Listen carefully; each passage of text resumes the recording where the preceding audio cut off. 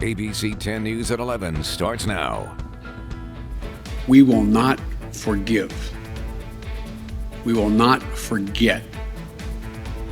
We will hunt you down and make you pay. President Biden vowing harsh retaliation after an attack killed 13 service members and wounded another 15 in Kabul, Afghanistan.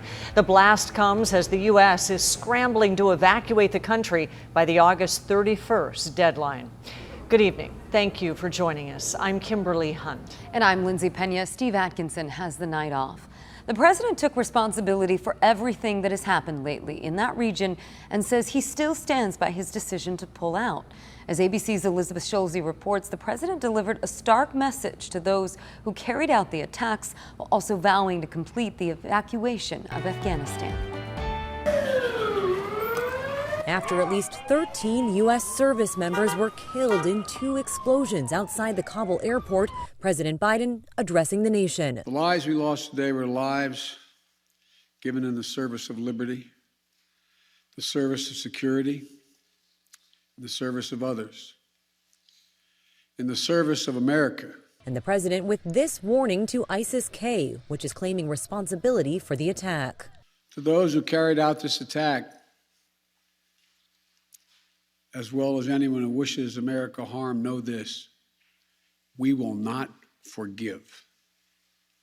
We will not forget. We will hunt you down and make you pay. The Pentagon says a number of Afghans also fell victim to this heinous attack. A source tells ABC News one of the explosions was a suicide attack followed by gunfire outside the Abbey Gate. The second explosion was near the Barron Hotel, just a short distance from that same gate. The attack on the Abbey Gate was followed by a number of ISIS gunmen who opened fire on civilians and military forces. These devastating images show the wounded on the streets of Kabul. The Kabul Emergency Hospital says it's treating dozens of patients injured in the attack. In a statement to ABC News, a Taliban spokesperson is condemning the gruesome incident. The explosions happening hours after the U.S. Embassy in Kabul warned Americans to leave the airport immediately and to avoid it unless instructed, amid fears of an ISIS-affiliated attack. U.S. officials say there are still evacuations taking place from Kabul. The Pentagon estimates about 1,000 American citizens remain in Afghanistan. Elizabeth Schulze, ABC News, Washington. ISIS-K is taking responsibility for today's deadly explosions near the Kabul airport. It's an offshoot of the Islamic State terrorist organization. The K stands for Khorasan, the Islamic State in Iraq and Syria's affiliate in Pakistan and Afghanistan. ISIS-K considers the Taliban, noted for its brutality, to be a sworn enemy and insufficiently devout in its adherence to Islam. The 2 militant groups have engaged in attacks on each other. They are heroes, 100%, but my heart just goes out to their families and all those who love them. Today's attacks weighing heavy on the hearts of local veterans who have been helping to coordinate evacuations out of Afghanistan. ABC 10 News reporter Laura Acevedo spoke to a Marine who says this mission was never going to be easy. I'm extremely worried. Worry is just one of the emotions Marine combat veteran Janessa Goldbeck uses to describe her emotions since learning of the attacks in Afghanistan that killed at least 13 U.S. service members and 60 Afghans. It's just gut-wrenching, honestly. Goldbeck, like all Marines, is trained in non-combatant evacuation operations, like the one happening in Kabul right now, getting all U.S. troops and their allies out safely. Nothing prepares you for the chaos on the ground. The Marine veteran explains the troops have a number of responsibilities during the evacuation process, like first, setting up a security perimeter, screening evacuees while also looking out for one another, which right now also means depending on and working with Taliban fighters. Just the type of mental gymnastics that I think, it's got to be incredibly challenging, both morally and emotionally. Goldbeck sits on the board of the Truman National Security Project and, like many veterans, has been working around the clock to help fly people out of Afghanistan and says no allies should be left behind, a move she says everyone knew would be dangerous. Any exit from Afghanistan is going to be messy. That's why 4 presidents avoided, doing so up until now.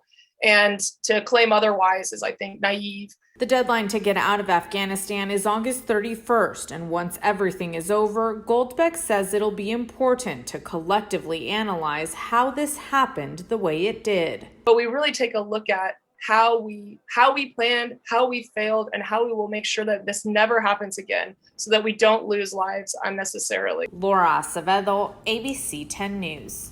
With San Diego being such a strong military town, this attack in Afghanistan hits extra hard here. At home tonight, we spoke with several local lawmakers on their reactions and how we should handle this going forward. County Supervisor Nathan Fletcher is a veteran in the war on terror, serving in Iraq, Yemen, and Somalia. He says this day is frustrating for the whole military community. But we could have at least learned the last lesson of Vietnam, which is when you leave, it always collapses faster than you think. And so I think that the lack of planning to be able to get our folks out, I think is something that a lot of us are just having a hard time kind of coming to terms with. Now, the situation is where it is now. And so folks have, got to do the very best they can to get as many folks out as safely as possible. And the last thing we want is another American service member dying in Afghanistan.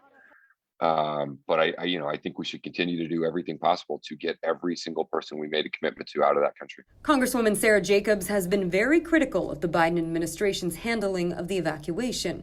But there is one thing she says we need to remember from this horrific attack. For the past few days, we have been warned that there were imminent threats coming from ISIS-K on the HK airport. And one thing I want to make sure doesn't get lost is that these service members, these Marines, they knew these threats and they still decided to go to the gates to do their job to help make sure that innocent Afghans could escape. And that is true heroism. That is the best of America. And that is the story that we need to be telling from today. Jacobs believes we should stay in the country to complete the mission, but says there is a grim reality we might not be able to get everyone out, no matter how long we stay. Both Jacobs and Fletcher agree that staying in Afghanistan long-term is not the answer, and we do need to pull out eventually. For a military region that we are, it's heartbreaking for veterans to see, or even active duty members to see the devastation and us potentially not being able to get all of our service members and the Afghanis who helped us out in the last 20 years to get them out. Supervisor Jim Desmond, who served in the Navy, doesn't believe we should leave Afghanistan on a certain date. He wants all Americans and Afghan allies who helped us to be evacuated first. And you can stay on top of any new developments in this story by downloading the 10 News app. A free version is available in the App Store. New at 11 o'clock, the city of San Diego is mandating the COVID-19 vaccine for all city employees. This is according to an email today obtained by ABC 10 News and sent to all city employees. The email states that all city employees must show proof of full vaccination by November 2nd. And back in July, the county announced it would require all county employees get the vaccine or be subject to weekly testing. With the spread of the Delta variant, San Diego Unified will now require students to wear masks both inside and outside.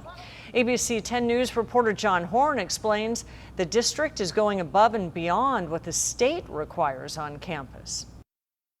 District campuses like Doyle Elementary here in University City are getting ready to welcome students back on campus for in-person learning. But as soon as they step on site, they'll have to put on their masks. My kids are both vaccinated.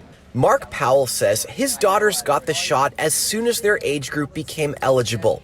One of them attends University City High School, part of San Diego Unified. When she starts the new year on Monday, she'll be wearing a mask almost the entire time on campus. Maybe students might think that this is not such a safe place when they can go to a Padres game and not have a mask on at all. So why are the schools making it it's so risky to be in school versus not so risky to be anywhere else. San Diego Unified says requiring masks outdoors will lessen the likelihood of COVID exposure and allow more students to qualify for modified quarantine. That's why it's going beyond the state mask requirements for schools, which require them indoors but allow students to ditch them outside. This mom wondering how the district can even begin to enforce the rules. No, I don't think so. I mean, my kids are 5.5, so I think it's gonna be really hard to police that. I don't know if it's really effective or not. San Diego Unified will allow students to remove their masks when eating and will recommend socially distanced outdoor mask breaks. Students can also remove the masks during PE, athletics, and performing arts. I think that if it's a mandate at the school, the students should follow it. But I'm not sure if the administration is making the right decision for those students that are fully vaccinated. Powell says, after all, losing the mask was a key reward for getting vaccinated in the first place. John Horn, ABC 10 News. On Wednesday, the county recommended fully vaccinated people mask up indoors, citing the spread of the Delta variant.